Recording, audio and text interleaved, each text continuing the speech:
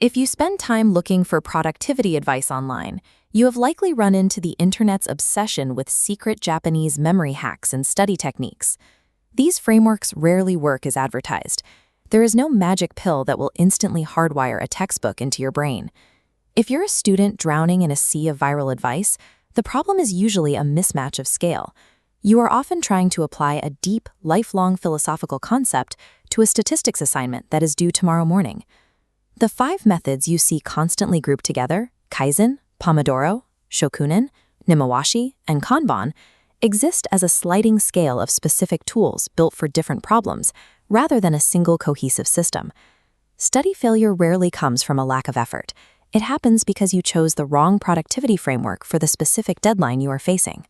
To evaluate any study method objectively, we have to measure 2 things: what the method demands from you, and exactly how fast it delivers a usable result.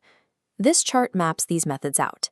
The x-axis is time to ROI, showing if a tool gives immediate execution or requires months of practice. The y-axis is your friction target, differentiating between organizing tasks and deepening understanding of complex ideas. We are going to audit each of the viral methods against this map to see exactly what they do, and more importantly, what they don't do. A perfect study system relies entirely on identifying where your specific academic bottleneck falls on this chart before you pick up a single tool. We'll start with the tactical organizers, Kanban and Pomodoro. You'll often see the Italian Pomodoro technique grouped into these lists, and functionally, it operates identically to Kanban in this context. This chart shows exactly where their domain is. They drop straight into the bottom left quadrant because they offer immediate return on investment, strictly for organization. With Kanban, you take everything you have to do and track it visually on a board. The input is basic sorting, and the outcome is immediate clarity on your exact workload. But here is the specific trade-off. Kanban introduces a risk of productive procrastination. You can easily spend 3 hours color-coding a beautiful to-do list without reading a single page. Pomodoro works by forcing strict 25 to 50-minute blocked intervals. You commit to the timer, effectively bypassing the psychological friction of starting the task.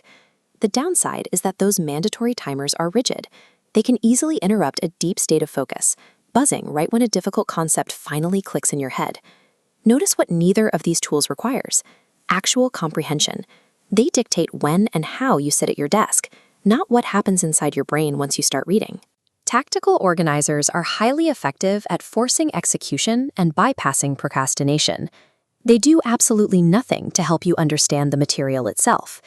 If you are a student who regularly puts in 4 hours of study time but retains almost zero information by the end of the night, you need a different tool. This is where Nimawashi comes in.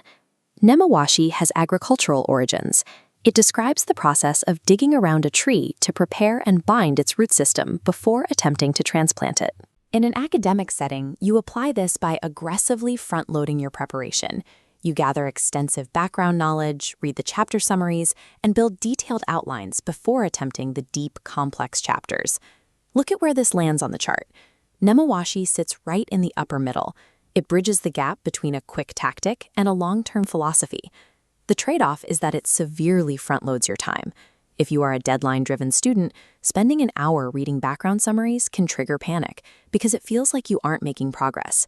It requires a painful initial investment of time, but by preparing the roots first, it actively accelerates your comprehension when you finally tackle the difficult material. Now we pivot to the scenarios involving multi-year degree programs, learning a new language, or lifelong skill acquisition. This is the domain of Kaizen and Shokunin. These 2 methods function as overarching professional lifestyles. They anchor firmly in the top right quadrant, prioritizing long-term comprehension. The Shokunin mindset requires a dedication to absolute mastery. Kaizen focuses entirely on continuous 1% incremental improvements every single day. Over months and years, these mindsets build unshakable expertise. This process protects the student from burnout by shifting the focus to the daily work rather than focusing on a distant end goal. But here is the stark warning. These philosophies are utterly useless if you are cramming for a final exam that happens in 48 hours. These philosophies build deep expertise over years. Tactics, however, build task completion over hours. Applying a philosophy to a tactical time frame guarantees failure. If you attempt to implement all 5 of these frameworks simultaneously, you will experience systemic collapse. You will spend all your time managing the system instead of doing the work. This flowchart illustrates exactly how to build your personalized study stack based on your immediate needs. The first split is your timeline. If you're an overwhelmed crammer facing a test in days and find yourself procrastinating, the path resolves here: Pomodoro plus Kanban. Ignore the deep philosophies. Use the Pomodoro timer to bypass your hesitation, and use the Kanban board to force immediate execution of your tasks. If you are a disorganized generalist who puts in the hours but struggles to retain any data, your path leads straight to Nemawashi. Stop timing your study sessions. Step back, gather your background context, and prep your brain to actually comprehend the textbook before you open it. The ultimate study stack functions as a dynamic toolkit that changes depending on the specific geometry of your current academic problem. The feeling of drowning in online productivity advice comes from treating every new technique as a requirement. Evaluating a specific study method based solely on its viral internet popularity or its cultural origin is a trap. Define your specific point of friction first. Find out exactly where you are getting stuck, and only then select the framework built to solve it.